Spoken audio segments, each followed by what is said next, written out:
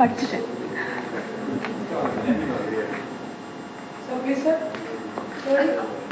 அடுத்ததாக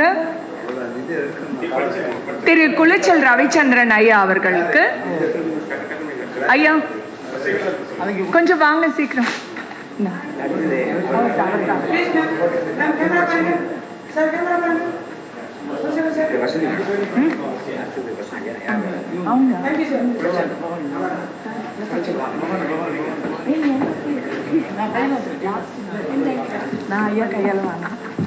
அடுத்ததாக கவிஞர் திரு பவானி அவர்களுக்கு.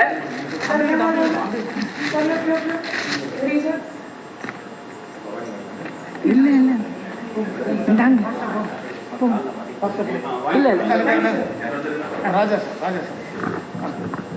அடுத்தது தமிழர் திலகத்தில் சிறப்பு விருதாக ஹண்டே ஐயா அவர்களின் நிழலாக நடந்து வரும் திரு ராஜா அவர்களுக்கு சிறப்பு விருது வழங்கப்படுகிறது.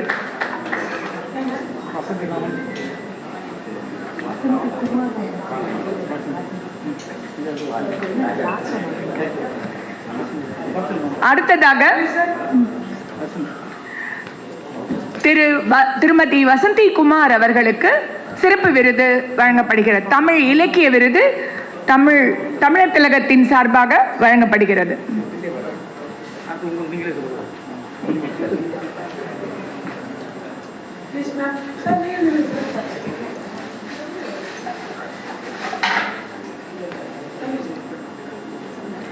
தமிழ் இலக்கிய விருது முனைவர் வசந்திராமன் அவர்களுக்கு வழங்கப்படுகிறது.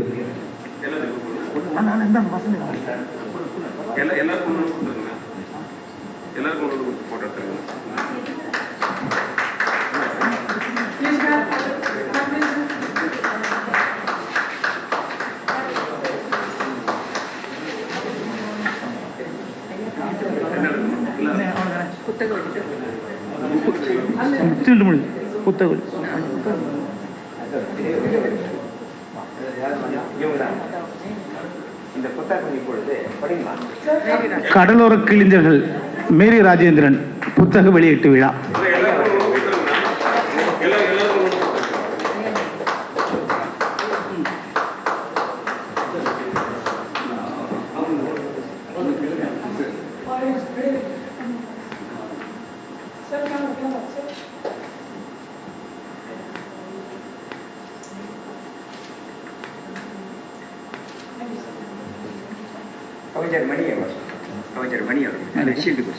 கவிஞர் மணி அவர்கள்.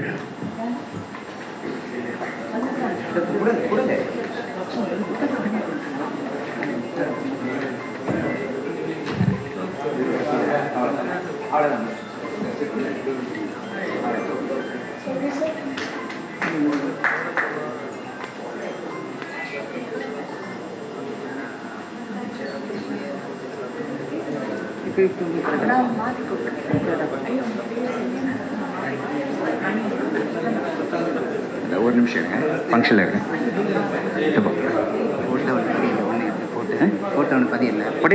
படிச்சுக்கலாம் சார். அப்புறம் போய் முப்பெரும் விழா என்ற பெயரில் கலை இலக்கிய பொதுவாழ்வு சம்பந்தமான விழாவை நடத்துகிறீர்கள். நீங்கள் நடத்தும் இந்த விழாவில் கலந்து கொள்வதில் மிகவும் மகிழ்ச்சி அடைகின்றேன். பொதுவாக பல துறைகளில் சாதனை செய்தவர்களை பாராட்டுவது அவர்களை மேலும் உற்சாகப்படுத்துவதாகும். அந்த வகையில் இன்று இங்கே பாராட்டு பெறுகிறார் 100 வயதை நெருங்கும் பெரியவர் டாக்டர் ஹெச்வி ஹண்டே அவர்கள். இவர் தமிழ்நாட்டு அரசியலில் ஒரு முக்கியமான பிரமுகர், நேர்மையான அரசியல்வாதி என்று பெயர் பெற்றவர். டாக்டர் ஹெச்வி ஹண்டே அவர்கள் சிறந்த மருத்துவ நிபுணர், மருத்துவத்துறையிலும் அதற்கான அறத்தை காப்பாற்றி வருபவர்.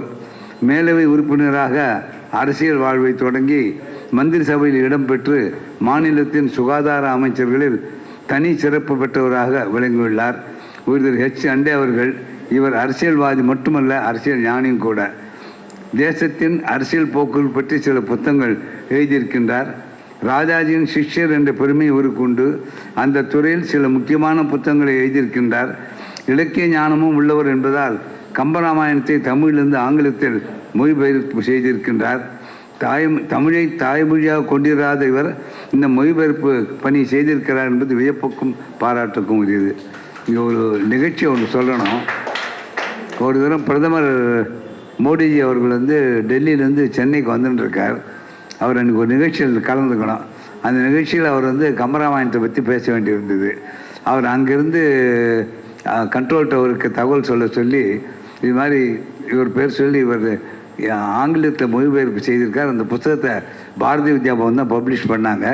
பாரதிய வித்யா பவன் வாங்கிட்டு ஏர்போர்ட்டில் நான் இறங்கும்போது என்கிட்ட கொண்டு கொடுத்துருங்கன்னு சொல்லி அதே மாதிரி கொண்டு சேர்த்துட்டு அந்த ஒரு புக்கு ரெஃபரன்ஸ் வச்சு தான் இன்றைக்கி பேசினார்.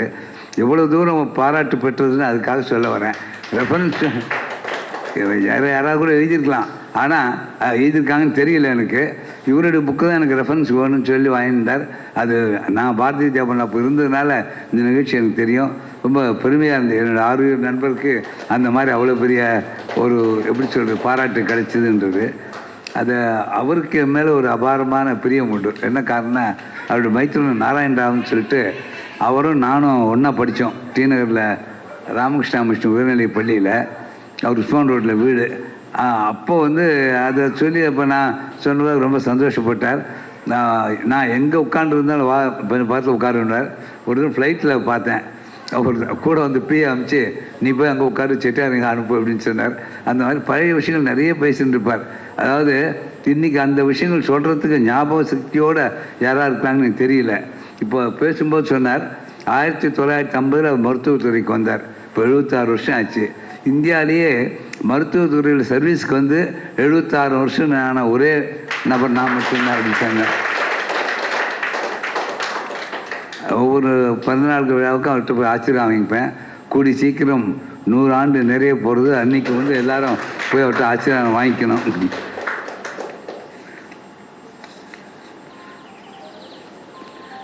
இவரது மொழிபெயர்ப்புக்காக நல்லி திசையற்றும் விருது இவருக்கு வழங்கப்பட்டுள்ளது.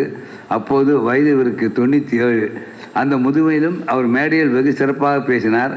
இன்று தன் மகன் டாக்டர் கிருஷ்ண ஹண்டே நடத்தும் மருத்துவமனைக்கு தலைவராகவும் ஆலோசகராகவும் விளங்குகிறார். இன்றைக்கும் இந்த வயசுலேயும் காலம் 8 மணி கரெக்டாக இதுக்கு வந்துடுறார், மருத்துவமனைக்கு வந்துடுறார். மத்தியானம் வரைக்கும் அந்த அவர் ஃபீஸு இதெல்லாம் பார்க்க மாட்டார். கொடுத்தாலும் சரி கொடுக்காட்டாலும் சரி அந்த மாதிரி தான். அதனால் அவங்க இவரே பார்க்கணும். ஒவ்வொரு துறைக்கும் ஒரு டாக்டர்ஸ் இருக்காங்க. இருந்தாலும் சில பேர் அந்த காலத்துன்னு வரவங்க இவரை தான் பார்க்கணுன்னுவாங்க. அவர் வந்தாங்கன்னா சரின்னு பார்க்கறதுக்கு இருப்பார். அது இல்லாமல் அவர் சுற்றி பார்த்திங்கன்னா புத்தகங்களாக இருக்கும். நான் ரொம்ப ஆச்சரியப்பட்டேன்.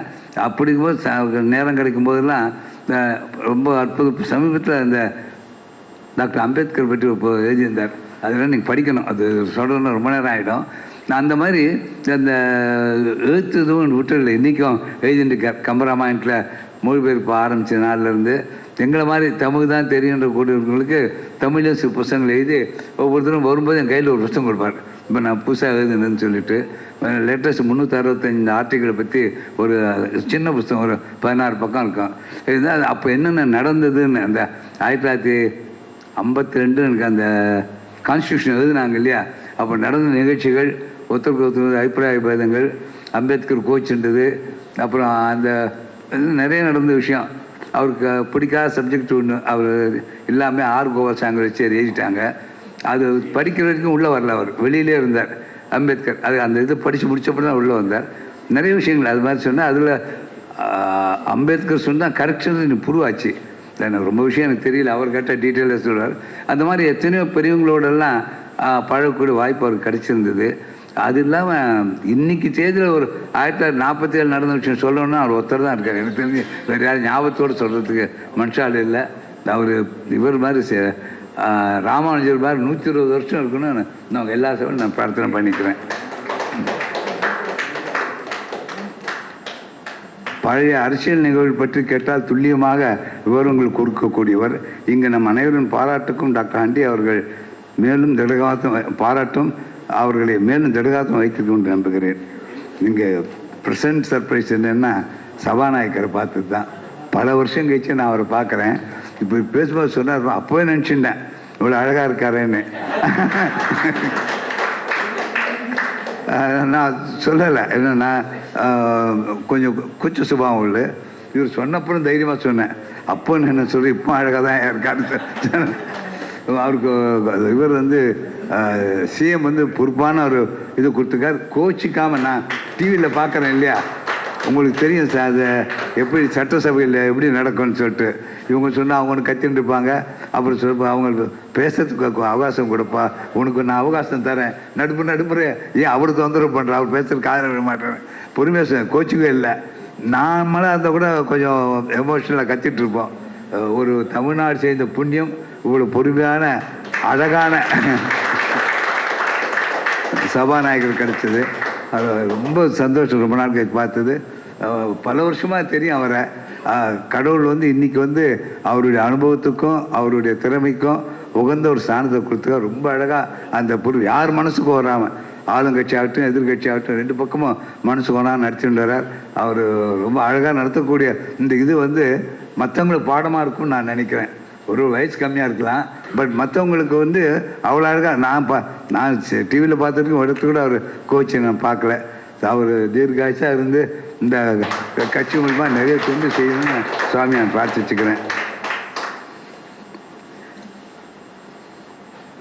மறுபக்கம் என்ற திரைப்படத்தின் துவக்கம் அது இன்றைக்கி தான் வச்சுருக்கீங்களா?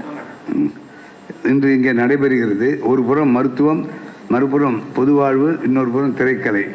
நீங்கள் நடத்தும் இந்த விழாவில் கலந்து கொண்டிருக்கும் திரைப்பட இயக்குநர்கள் பேரரசு வந்துட்டார்ல, சரி, இவங்கெல்லாம் வர இருக்காங்க.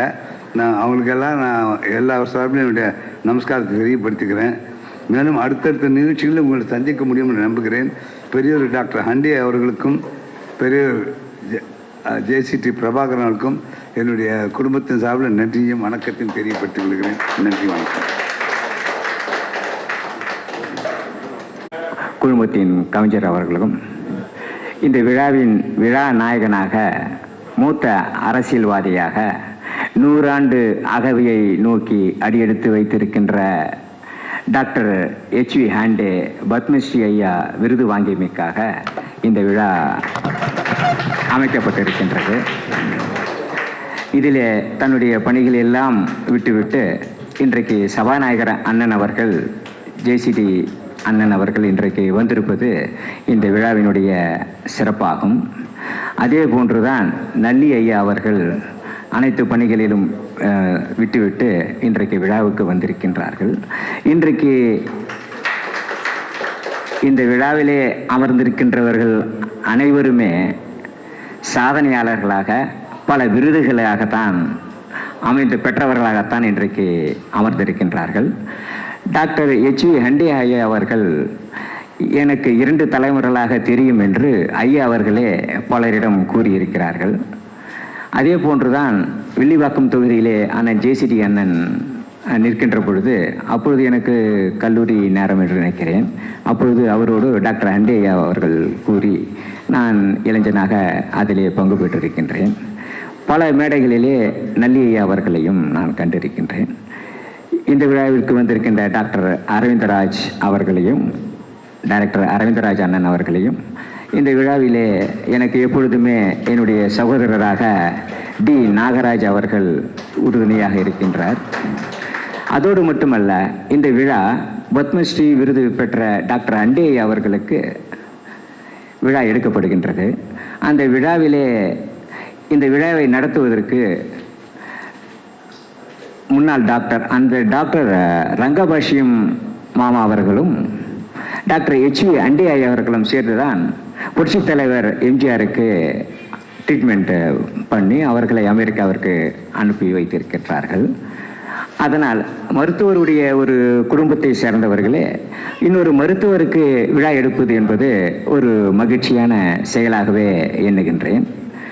நம்முடைய டாக்டர் HV ஹண்டே அவர்களுடைய சாதனைகள் அனைவருக்கும் தெரிந்ததுதான், தெரியாதவர்கள் யாருமே இருக்க முடியாது.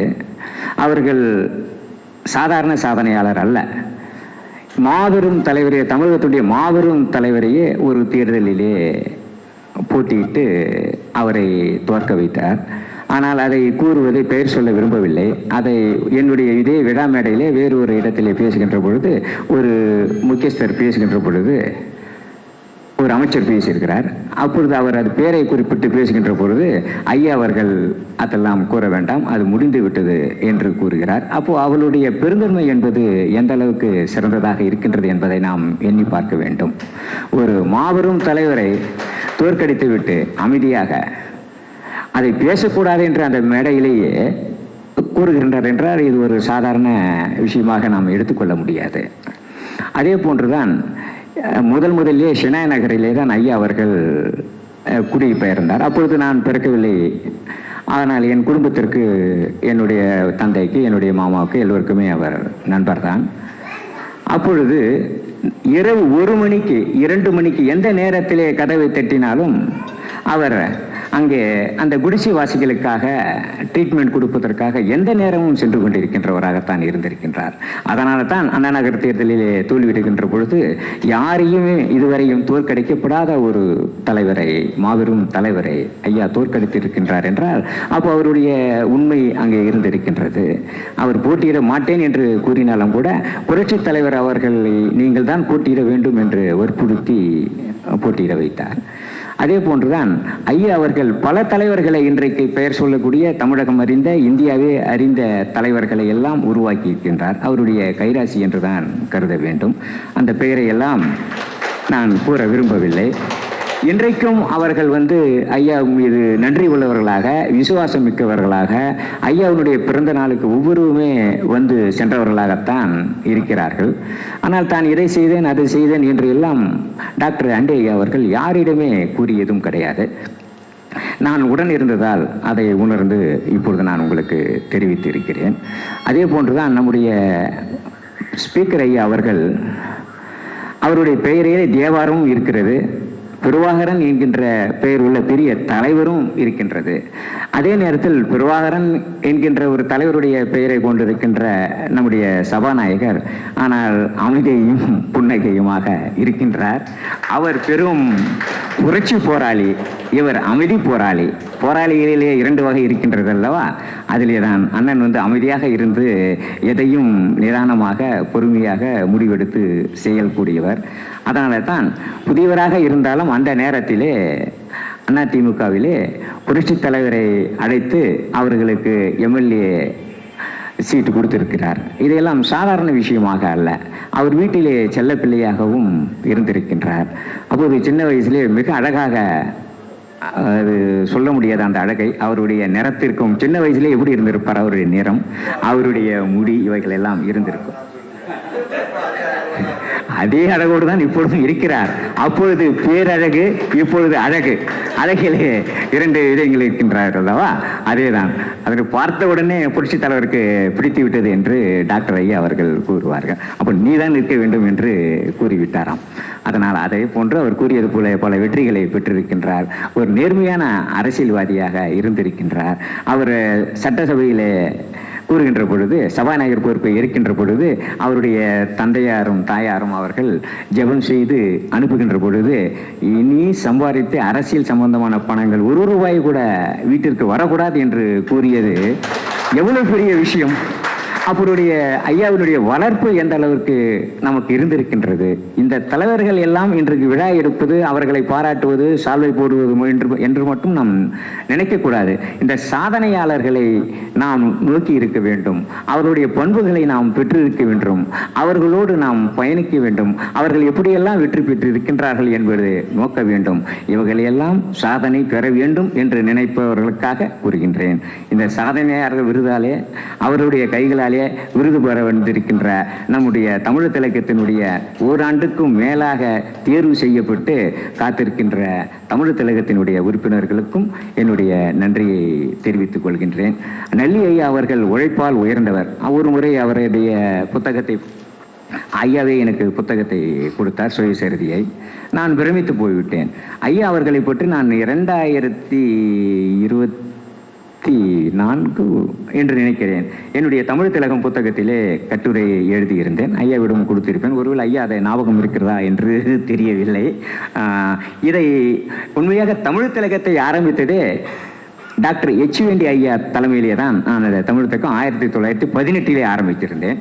அப்பொழுது அன்றைய கல்வித்துறை அமைச்சர் அவர்கள் செங்கோட்டையன் அண்ணன் அவர்களும் வந்திருந்தார்கள். கடம்பூர் ராஜே அண்ணன் அவர்கள் செய்தித்துறை அமைச்சராக இருந்திருக்கின்றார். ஸோ அவர்கள் இருவரும் இன்றைக்கு வர முடியாத ஒரு சூழ்நிலை.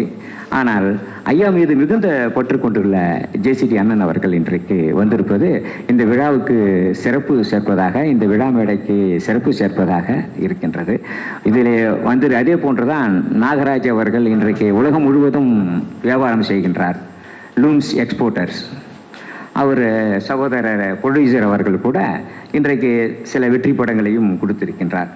மேடையிலே அமர்ந்திருக்கின்றோர் எல்லாருமே வெற்றியாளர்கள், சாதனையாளர்கள் என்பதை நாம் உணர்ந்து கொண்டு அந்த வெற்றியாளர்களுடைய தமிழர் திலகத்திற்கு வந்திருப்பது தமிழ் திலகத்துக்கு திலகமிட்டது போன்றுதான் இருக்கின்றது.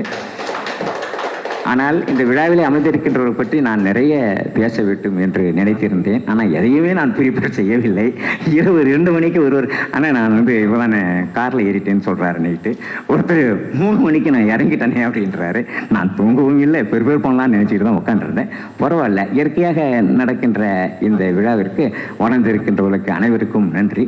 இப்பொழுது அவர்களை எல்லாம் சிறப்பிக்கப்படும். முதலில் விழாநாயகன் டாக்டர் அண்டி ஐயா அவர்களை சிறப்பிக்க அந்த மாலை எடுங்க.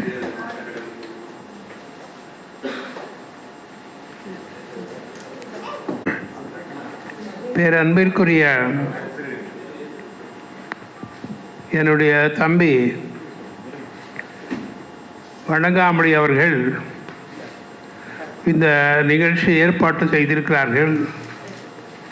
அவர்களுக்கு முதற்கண் என்னுடைய நன்றி கலந்த வணக்கத்தை வணங்காமடி அவர்களுக்கு தெரிவித்துக் கொள்ள விரும்புகிறேன். பார்ப்பதற்கு எளிமையான தோற்றமாக இருந்தாலும் கூட அவர் சில ஆண்டுகளுக்கு முன்பாகவே அங்கே பார்த்தீர்கள், தமிழர் திலகம், ஆமாம், அது அதில் ஒரு உங்களுக்கு ஆச்சரியமாக இருக்கும், நம்முடைய பேரவை தலைவருக்கும் ஆச்சரியமாக இருக்கும். அது ஆரம்பித்தது நானும் சேடப்பட்டி முத்தையா, மாண்புமிகு அமைச்சர் சேடப்பட்டி முத்தையா அவர்களும் ஆர்எஸ் முனிரத்னம் அவர்களும் 3 பேரும் என்ன சில ஆண்டுகளுக்கு முன்பு ஆரம்பித்தோம்.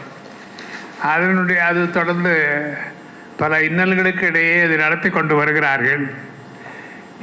இங்கே முக்கியமாக எனக்கு இந்த பத்மஸ்ரீ விருது கொடுத்ததுக்காக, என்னை வாழ்த்துவதற்காக 2 முக்கியஸ்தர்கள், இன்னும் பல பேர் இருக்கிறார்கள், நான் பேர் சொல்லவில்லை என நேரத்தினுடைய அருமை கருதி. குறிப்பாக நம்முடைய நல்லி சார் பொறுத்தவரையில் அவர் ஏற்கனவே பத்மஸ்ரீயாக இருந்தவர். பல ஆண்டுகளுக்கு முன்பாகவே நம்முடைய மத்திய அரசாங்கம் அவருடைய நிறைய நற்பணிகள் தமிழகத்திலிருந்து நம்முடைய டாக்டர் நல்லி சார் அவர்களை நீங்கள் பிரிக்க முடியாது. Is part and parcel of Tamil Nadu. இன்னும் என்னுடைய மனைவியினுடைய தம்பியினுடைய கிளாஸ்மேட் கூட அவர் இங்கே ராமகிருஷ்ண மிஷன் ஸ்கூலில் ஒரு காலத்தில். அவர் பல நல்ல காரியங்கள், பலருக்கு நிறைய நன்றிக்கார்கள். உங்களுக்கு பைபிளில் ஒரு முக்கியமான பகுதி வருது, what the right hand does the left hand should not know. அவர் அந்த மாதிரி தான் நல்லது செய்கிறேன் என்று தம்மட்டம் எடுத்து கொண்டு விளம்பரம் இல்லாமல், அதுதான் அங்கே பைபிளுடைய இது. நீ whatever good things you do it quietly, don't try to get some encomiums for that. அந்த அர்த்தம், அது அதனுடைய சாராம்சம். ஆகவே அந்த வகையிலே செய்து கொண்டு வருகிறார். அதற்கு பிறகு பத்மஸ்ரீ வாங்கியதுக்கு பிறகு அவர் பத்மபூஷன், அதை விட இன்னும் கொஞ்சம் பெரிய அளவில் அவர் மத்திய அரசாங்கத்தில் நிறைய விருது வாங்கியிருக்கிறார். அவர் இங்கே என்னை விட ஒரு 10, அவர் 10-12 வயதுகள் இளையவராக இருந்தாலும் கூட இந்த மாதிரியான விருதுகள் வாங்குவதில் அவர் என்னை விட சீனியர், மூத்தவர் என்று தான் நான் சொல்ல வேண்டும். என்னை பாராட்டுவதற்கு நண்பர், என்னுடைய சகோதரர், மாண்புமிகு சட்டமன்றத்தினுடைய பேரவை தலைவர், speaker of the Tamil Nadu assembly, மதிப்பிற்குரிய ஜே.சி.டி. பிரபாகரன் அவர்கள் இங்கே வந்திருக்கிறார்கள். அவர் நிறைய பேருக்கு தெரியாது, அவர் கொஞ்சம் சைலண்ட்டாக இருப்பார். அவர் தன்னடக்கத்தினுடைய திருவுருவம் ஜே.சி.டி. பிரபாகர் அவர்கள். அவரை ஸ்பாட் பண்ணது புரட்சித்தலைவர் எம்ஜிஆர் தான். அவரை ஸ்பாட் பண்ணது, அவரை கண்டுபிடிச்சி எடுத்து அந்த காலத்தில் வில்லிவாக்கத்தில் எப்போ பார்த்தாலும் அது டிஎம்கே கம்யூனிஸ்ட் கோட்டையாக இருந்தது. அது யாரால் வெல்ல முடியாது. பெரிது ஒரு நாடாளுமன்ற தொகுதியினுடைய அளவு இருக்கும். அப்படிப்பட்ட தொகுதியில் வேறு யாரை நிற்க வைக்கிறதுன்னு யோசனை பண்ணி கடைசியில் புரட்சித்தலைவர் எம்ஜிஆர் அவர்கள் 1980 அவரை நிற்க வைத்தார். அவர் அந்த தேர்தலில் ஜெயித்தார், வெற்றி பெற்றார். அதே மாதிரி நீங்கள் எதுக்கு சொல்கிறீங்கன்னா, ஒவ்வொருத்தருக்கு நாம் மற்றவங்களுடைய இது என்னென்ன செய்திருக்காங்க பலருக்கு தெரிந்திருப்பதற்கு வாய்ப்பில்லை. அதுக்காக சொல்கிறேன். இன்றைக்கி நீங்கள் பார்த்தீங்கன்னா, நீங்கள் கூட பேப்பரில் பார்த்தீங்கன்னா பிரஜானந்தான்னு வருது பேப்பர். ஆனால் என்ன உங்களுக்கு தெரியாத விஷயம் என்னென்னா, இவர் புரட்சி தலைவி ஜெயலலிதா அம்மையார், மாண்புமிகு அம்மையார் அவர்கள் முதல்வராக இருந்த நேரத்தில் he has laid the foundation for chess. செஸ்ஸுக்கு அது இங்கே ஆங்கிலத்தில் சொல்ல வேண்டும் என்றால், he made Tamil Nadu or Madras city or Chennai as the capital of chess in the world. அப்போது உலக செஸ் போட்டி இங்கே மேடம் ஜெயலலிதா அவர்கள் தான் இனாகரேட் பண்ணுறதுக்காக அடித்தளம் அமைத்தவர் நம்முடைய ஜே.சி.டி. பிரபாகர் அவர்கள். அது எதுக்காக? அதே மாதிரியாக இப்போ லாஸ்டாக சொல்லும்போது எத்தனையோ ஸ்பீக்கர்ஸ் வந்திருக்காங்க போயிருக்காங்க. நீங்கள் எழுதி வச்சுக்கிங்க. அப்போ அது எனக்கு அப்போ நான் இருப்பேன் எனக்கு தெரியாது. ஆனால் எழுதி வைத்துக்கொள்ள, by the time he demits office, he will be the best speaker Tamil Nadu கண்ட பேரவை தலைவர். இப்போ செஸ்ஸில் கூட நீங்கள் பார்த்தீங்கன்னா, இப்போ நடந்த வேறு எந்த முதலமைச்சராக இருந்தாலும் கூட ஒரு 50 லட்சம் செக்கு கொடுத்து மேட்டர் முடிச்சிருப்பார். ஆனால் இன்றைய நான் வேறு கட்சியில், நான் பாரதிய ஜனதா கட்சியில் இருந்தாலும் கூட மாற்றலாம் தோட்டத்தோட மல்லிகை மணக்கும் என்று சொல்லுவார்கள்.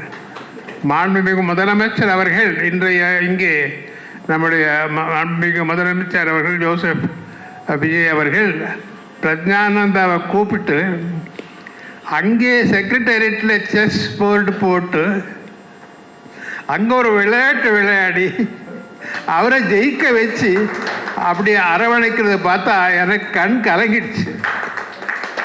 ஐ ஜஸ்ட் குட் நாட். இதை மாதிரி யாருக்கும் ஸ்ட்ரைக் ஆகிருக்காது. எதுக்கு சொல்லுன்னா, அதெல்லாம் பார்க்கும்போது நமக்கு சந்தோஷமாக இருக்கிறது.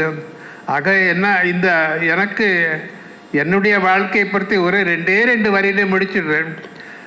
நான் 99 வயது எனக்கு. இப்போ 42 ஆகஸ்டில் 15 வயசு. அப்பொழுது வெள்ளையனே வெளியேறி குவிட் இந்தியா அதில் பங்கு கொண்டு அடி வாங்கி என்னுடைய தகப்பனார் டாக்டர் அவர் தான் தையல் போட்டார். அது 42 ஆகஸ்ட் 9 குவிட் இந்தியா மூமெண்ட். பிறகு 50 நான் இங்கே என்னுடைய மருத்துவத்துறை ஆரம்பித்து யார் வந்தாலும் கூட பணம் இல்லை என்று போகக்கூடாது. எனி பேஷண்ட் வந்தால் மருந்து கொடுத்து பிறகு ஏதோ 1 ரூபா 2 ரூபா சொல்லுவான். இல்லைன்னா திருப்பி நான் கூப்பிடுவேன், நான் தான் உனக்கு கடன்பட்டுருக்கு, நீ சந்தோஷமாக போ. சொல்லியும் எனக்கு எந்த ப்ராப்ளம் வரல, பிரச்சனை வரல. அது மாதிரி 50 ஆரம்பித்து இப்போ 76வது ஆண்டில் இந்தியாவிலே யாரும் கிடையாது. 76 ஆண்டுகள். அதே மாதிரியாக அமைச்சராக இருக்கிற நேரத்தில் கூட மாண்புமிகு புரட்சி தலைவர் கொடுத்த வாய்ப்பை வைத்து கொண்டு நிறைய லெப்ரசி, தொழுநோய், இந்த மாதிரி நிறைய வியாதிகள் அது இல்லாமல் செய்து 85 டாக்டர் பிசி ராவ் அவார்டு எந்த அமைச்சருக்கு இதுவரையிலும் கிடைக்கல, அது கொடுத்தாங்க.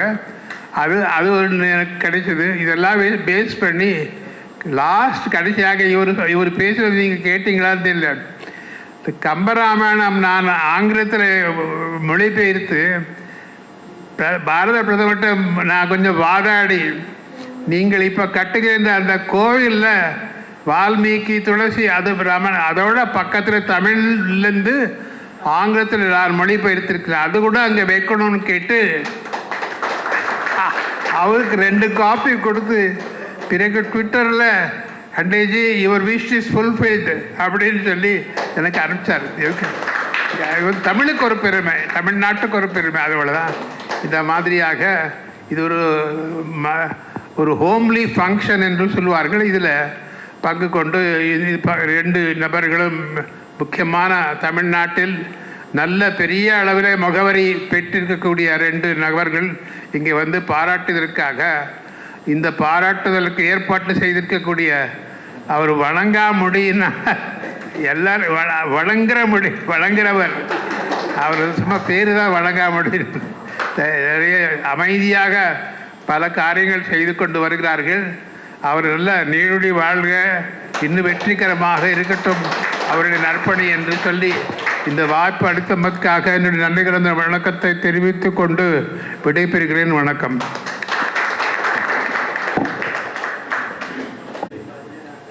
புகழுக்குரிய, வணக்கத்திற்குரிய நம்முடைய சிறப்பு விருந்தினர், முதுபெரும் அரசியல் தலைவர்,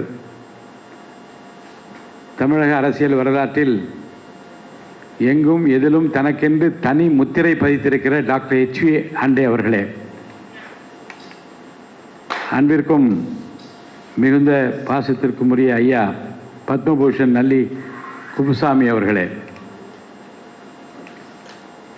இந்த இனிய நிகழ்ச்சியில் கலந்து கொண்டிருக்கிற அன்பிற்கும் மிகுந்த மரியாதைக்குரிய திருமிகு அரவிந்தராஜ் அவர்களே, திரு டி நாகராஜ் அவர்களே, நிகழ்ச்சி ஏற்பாட்டினை தமிழர் திலகம் சார்பில் சிறப்பாக நடத்தி கொண்டிருக்கிற இரா வணங்காமுடி அவர்களே, பல்வேறு நிலைகளில் தாங்கள் ஆற்றியிருக்கிற சமூக பணிக்காக, இலக்கிய பணிக்காக, தொண்டுக்காக இங்கே விருதுகளை வாங்கியிருக்கிற என் அருமை பெரியோர்களே, தாய்மார்களே, நண்பர்களே, அருமை சகோதரர் வணங்காமுடி அவர்கள் வர வேண்டும் என்று அழைத்தார். அவர் அழைத்ததற்காகவும் வந்தேன். மீண்டும் டாக்டர் HV அண்டே அவர்களை பார்ப்பதற்காகவும் வந்தேன். ஏனென்றால் என்பாலும் என் குடும்பத்தின் பாலும் நீக்கமர நிறைந்திருக்கிற ஒரு அன்பை தொடர்ந்து பொழிந்து கொண்டிருப்பவர் நம்முடைய அன்பிற்குரிய டாக்டர் HV அண்டே அவர்கள். ஒரு தந்தைக்கு ஒத்த ஸ்தானத்தில் இருந்து எங்களை போன்ற இளைஞர்களை வளர்த்து உருவாக்கி ஆளாக்குவதில் அகம் மகிழ்ந்தவர், மகிழ்ச்சி அடைந்தவர். நம்மை காட்டிலும் மற்றவர்கள் பெரியவர்களாக வர வேண்டும் என்று ஆலோசனை கூறியவர், அறிவுரை கூறியவர். எப்படி நடந்து கொள்ள வேண்டும், எப்படி நடந்து கொள்ளக்கூடாது என்று சிறந்த பண்புகளின் இலக்கணமாக எங்களை எல்லாம் தயார்படுத்தியவர் டாக்டர் HV அண்டே என்று சொல்வதில் நான் பெருமைப்படுகிறேன். ஒவ்வொருவருக்கும், மனிதனாக பிறந்த ஒவ்வொருவருக்கும் ஒவ்வொரு வரத்தை இறைவன் கொடுக்கிறார். அந்த வரத்தை எப்படி பயன்படுத்துகிறோம் என்பதுதான் ரொம்ப முக்கியமானது. எழுத்தாற்றல் இருக்கலாம், படைப்பாற்றல் இருக்கலாம், நடிப்பு திறமை இருக்கலாம், மருத்துவராக இருக்கலாம், பல்வேறு நிலைகளிலே பொது வாழ்க்கையிலே ஈடுபட்டு கொண்டிருக்கிற பலரை நாம் பார்த்திருக்கிறோம். ஆனால் பன்முகத்தன்மை கொண்டவர்கள் சிலர் தான். அதில் நம்முடைய இன்றைக்கு விருதுக்குரியவராகவும் மத்திய சர்க்காரால் போற்றி பாராட்டப்படுகிற பத்மஸ்ரீ விருது பெற்றிருக்கிற டாக்டர் HV அண்டே அவர்கள் ஒரு பன்முக கொண்ட தலைமை என்று நான் சொல்ல வேண்டும். ஏனென்றால் அவர்கள் படிக்கிற காலத்திலேயே தன் மீது மட்டுமல்ல, தன் குடும்பத்தின் மீது மட்டுமல்ல, இந்திய திருநாட்டின் மீது எவ்வளவு அக்கறை கொண்டிருந்தார் என்பதையும் தேசியத்தின் மீது எவ்வளவு நம்பிக்கை கொண்டிருந்தார் என்பதையும் அவருடைய வரலாற்றை பார்க்கிற போது படிக்கிற காலத்திலேயே வெள்ளையனே வெளியேறு இயக்கத்திற்கு உறுதுணையாக நின்ற அந்த நிகழ்வுகளும் அதற்கு பின்னாலே பொது வாழ்க்கையில் இருக்கின்றவர்கள் நல்லவர்களோடு இருக்க வேண்டும், அப்போதுதான் நீதி நியாயம் நிலைக்கும் என்று மூதறிஞர் ராஜாஜியோடு இருந்த அந்த காலம் தொட்டு அதற்கு பின்னால் அவர் மறைவுக்கு பிறகு சத்தியமே வெல்லும் என்று மூதறிஞர் ராஜாஜி சொல்லி பாராட்டிய புரட்சித் தலைவர் எம்ஜிஆர் கரம் பிடித்து இந்த கட்சியினுடைய முக்கிய பொறுப்பில் இருந்து அவர் மருத்துவ துறையினுடைய முன்னணியில் இருந்து அமைச்சராக நல்ல அமைச்சராக மக்கள் நல்வாழ்வுத்துறை அமைச்சராக ஆற்றிய பணிகள் எல்லாம் தமிழக மக்கள் நெஞ்சங்களில் நீக்கமர நிறைந்திருக்கிறது. மக்கள் நல்வாழ்வுத்துறை அமைச்சராக கட்சியினுடைய அமைப்பு செயலாளராக பல இளைஞர்களெல்லாம் வழிகாட்டிய அந்த பெருமைக்குரியவராக இருக்கிற அந்த நேரத்திலே தான் உங்களுக்கெல்லாம் தெரியும், புரட்சி தலைவர் எம்ஜிஆர் அவர்கள் நோய்வாய்ப்பட்டிருந்த நேரத்தில் மீண்டும் எழுந்து வருகிற மீண்டும் எம்ஜிஆரே வருக என்று நாடே எதிர்பார்த்து இறைவனை வேண்டிக் கொண்டிருந்த நேரத்தில் இறைவனின் தூதராக சிலர் தோன்றினார்கள். அந்த இறை தூதர்களை உருவாக நின்று அவரை காப்பாற்றியவர் டாக்டர் H.V. அண்டே அவர்கள். அதற்கு எந்தெந்த காலகட்டத்தில் அப்போலோ மருத்துவமனையில் இருந்து, விமானத்தில் இருந்து, புரூக்லின் மருத்துவமனையில் இருந்து என்னவெல்லாம் செய்தார் என்பதையெல்லாம் நீங்கள் அந்த வரலாற்றை படித்து பார்ப்பீர்கள். ஆனால் இப்படி ஒரு பிரமிப்பிக்கத்தக்க ஒரு சாதனையா என்று சொல்லக்கூடிய அளவுக்கு ஆனால் ரொம்ப என்ன என்றால் எல்லாவற்றையும் செய்துவிட்டு ரொம்ப சாதாரணமாக ஒதுக்கி விடுவார். சில பேர் தம்பட்டம் அடித்துக் கொள்வார்கள், பெருமைப்படுத்திக் கொள்வார்கள், புகழ் பெற விரும்புவார்கள். பெரிய பெரிய பணிகளையெல்லாம் செய்துவிட்டு அமைதியாக ஒதுங்கி நின்று இறைவன் கொடுத்த பணியை நான் முடித்து விட்டேன் என்று மன நிம்மதியோடு அவர் இருக்கிற காரணத்தினால 99 கடந்து 100 கடந்து அதற்கு மேலே வாழ வேண்டும் என்று பலருடைய வாழ்த்தை இன்றைக்கு அவர்கள் பெற்றுக்கொண்டிருக்கிறார்கள். என் மீது அவருக்கு ரொம்ப தனிப்பட்ட அன்பு உண்டு.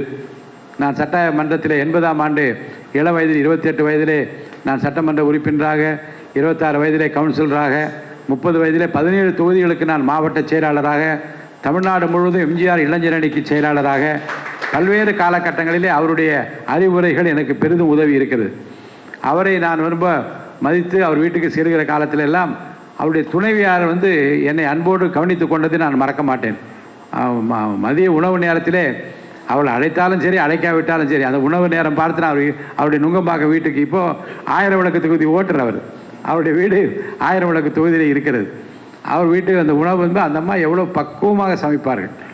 எது தேவையோ எல்லாவற்றையும் கலந்து வைத்து ஒரு சரிசமமான உணவை அவர்களுக்கு வைப்பார்கள். அந்த உணவை நான் நிறைய முறை அவர் இல்லத்தில் நான் அந்த அளவுக்கு என் மீது அன்பு கொண்டிருக்கிற ஒரு குடும்பம்.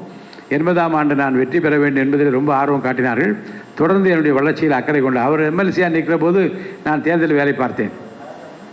தேர்தல் வேலை பார்த்து டாக்டர் என்ன ரொம்ப எங்களெல்லாம் பாராட்டினார். அப்புறம் என்ன வேண்டும் என்று கேட்டார். உங்கள் சட்டமன்ற மேலவை உறுப்பினருக்கென்று எம்எல்ஏ ஹாஸ்டலில் ஒரு ரூம் இருக்கிறது, அந்த ரூமை எனக்கு நீங்கள் கொஞ்ச நாள் தர வேண்டும், நான் படித்து கொண்டிருக்கிறேன், சட்டக்கல்லூரி முடிக்கிற வரைக்கும் வேண்டும் என்று கேட்டேன். உடனே சாவி எனக்கு கொடுத்தார். அப்போது நான் நினைக்கவில்லை நான் சட்டமன்ற உறுப்பினர் ஆவேன் என்று. ஆனால் அவர் சொன்னார், உங்களுக்கு ஒரு எதிர்காலம் இருக்கிறது, நீங்கள் நிச்சயமாக ஒரு உயர்நிலைக்கு வருவீர்கள் என்று என்னை அவர் சொன்ன கணித்த அந்த காலங்களையும் நான் நன்றியோடு எண்ணுகிறேன். இப்போது அவர் கட்சியில் இருக்கிறார், பாரதிய ஜனதா கட்சி. பாரதிய ஜனதா கட்சிக்கு கிடைத்திருக்கிற மிகப்பெரிய பொக்கிஷம் டாக்டர் அண்டே என்பதை நாம் சொல்ல வேண்டும். ஏனென்றால் விரல் நுனியில் விவரங்களை வைத்திருக்கின்றவர்கள் எல்லா கட்சியிலும் கொஞ்சம் பேர் தான் இருப்பார்கள். ஆனால் எல்லா கட்சிகளை பற்றியும் மனிதர்களை பற்றியும் அவருடைய மாண்பினை பற்றியும் விரல் நுனியில் விவரங்களை வைத்திருக்கிறவர் டாக்டர் H.V. அண்டே அவர்கள். 2 ஆண்டுகளுக்கு முன்பாக அவருக்கு பிறந்தநாள் விழா கொண்டாடினார்கள். அப்போது என்னை பேட்டி எடுத்தார்கள். அப்போது நான் சொன்னேன், அவருக்கு பத்மஸ்ரீ விருது கிடைக்க வேண்டும், அதற்காக நீங்கள் எல்லாம் முயற்சி எடுக்க வேண்டும், அது மத்திய சர்க்கார் கண்களிலே பட வேண்டும் என்று நான் சொன்னேன். காரணம் என்று சொன்னால் அவர் எழுதிய சில புத்தகங்கள் இதுவரைக்கும் தமிழ்நாட்டில் யாரும் பார்த்திராத படித்திராத பொக்கிஷங்கள் என்று சொல்லக்கூடிய அளவுக்கு சிறந்த நூல்களாக எழுதினார். அதுவும் காஷ்மீரை பற்றி அவர் எழுதிய அந்த புத்தகமாக இருந்தாலும் சரி, டாக்டர் அம்பேத்கர் பற்றி எழுதிய புத்தகமாக இருந்தாலும் சரி, கம்பராமாயணத்தை மொழிபெயர்த்து வைத்திருந்த புத்தகமாக இருந்தாலும் சரி, இவருடைய அறிவாற்றல் எங்கேருந்து இவருக்கு நேரம் கிடைக்கிறது என்று நான் நினைப்பேன். மருத்துவமனையில் உட்கார்ந்து கொண்டு பேசுகிற போது நண்பர் சொன்னாரே, கைராசி என்பது இறைவன் கொடுத்தவர், எல்லாரும் அப்படி பண்ண முடியாது. அவர் சொல்லுவாங்க, இப்போ அந்த டாக்டர்கிட்ட போ, சும்மா தொட்டால் கையை தொட்டாலே போதும் குணமாகிவிடும் என்று சொல்லுவாள். அப்படி அமைந்த கரை பகுதியில் இந்த வில்லிவாக்கம் தொகுதி, அண்ணா நகர் தொகுதி, மதுரவாயல் தொகுதி பக்கம் இருக்கிற எல்லா மக்களுக்கும் கைராசிக்கார டாக்டர் என்றால் அது அண்டே டாக்டர் தான் என்று பெயர் எடுத்தார்.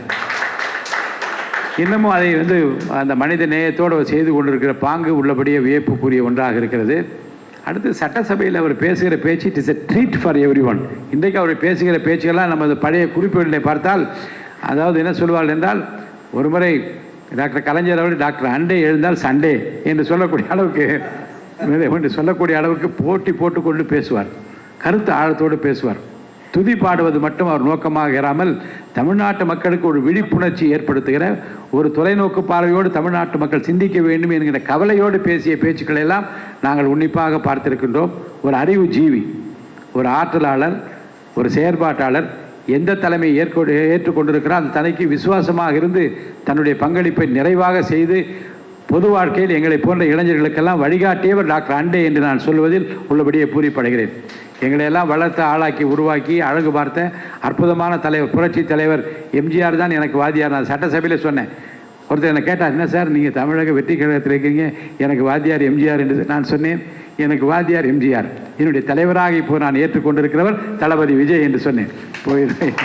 உங்கள் அனைவர் சார்பில் அவருக்கு 24ஆம் தேதி பிறந்தநாள், நம்முடைய பிறந்தநாள் வாழ்த்துக்களை முதல்வருக்கு தெரிவிப்போம். ஒரு டிரான்ஸ்பரண்ட் கவர்மெண்ட் இப்போது வந்திருக்கிறது. வெளியரங்கமான ஒரு அரசாங்கம், ஒரு சர்க்கார். இதுவரை தமிழ்நாடு பார்த்திராத கோணத்தில் ஒரு அரசாங்கம் அமைந்திருக்கிறது என்றால் தளபதி விஜயனுடைய அரசாங்கம். ஏனென்றால் முதல் நாள் வந்தவுடனே சொல்லிவிட்டார் பெண்களுக்கு பாதுகாப்பு, அதுக்கு அடுத்தது போதையில்லா தமிழகத்தை உருவாக்க வேண்டும்.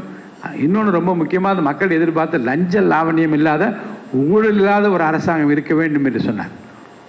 இப்போ நேற்று முன்தின ஒரு பாராட்டு கூட்டத்திலே நான் கலந்து கொண்டேன். அதில் ஒரு தொழிலதிபர் சொன்னார், 20 வருடமாக ஒரு பிரச்சனை எனக்கு இருந்தது.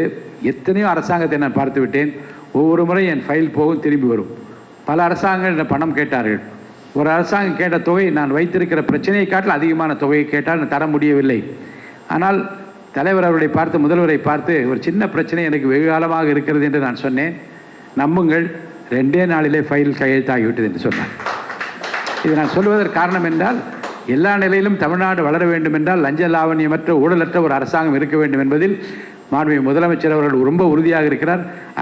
நம்முடைய டாக்டர் அண்டே போன்று நேர்மையாளர்கள், திறந்த உள்ளத்தோடு பணியாற்றியவர்கள், ஒரு பைசா கூட வாங்காமல் ஒருவர் ஆட்சி பொறுப்பில் இருக்க முடியும் என்பதற்கு உதாரணமாக இருந்த பலரில் நம்முடைய டாக்டர் அண்டே அவர் ஒருவர். அவர் நிச்சயமாக இதை அப்ரிஷியேட் செய்வார் என்று நான் கருதுகின்றேன். ஆக எதிர்காலத்தில் தமிழ்நாடு ஒளிமயமாக இருப்பதற்கு, எண்ணுகின்ற லட்சியங்களெல்லாம் நிறைவேற்றுவதற்கு சில தலைவர்கள் நமக்கு தேவைப்படுகிறார். Lives of great men all reminders we can make our life sublime. அவளைப் போல நாமும் வாழ வேண்டும், வளர வேண்டும், அவர் வழிபாதையை நடக்க வேண்டும் என்கின்ற அந்த முன் உதாரணத்தை டாக்டர் ஹண்டே அவர்கள் பெற்றிருக்கிறார்கள். இறைவன் அவர்களுக்கு நீடிய ஆயுளையும் சுகத்தையும் பலத்தையும் தர வேண்டும் என்று இறைவனை நான் வேண்டி, அவருக்கு வாழ்த்து எனக்கு வயதில்லை, அவரை வணங்கி விடைபெற்றுக் கொள்கிறேன். நன்றி, வணக்கம்.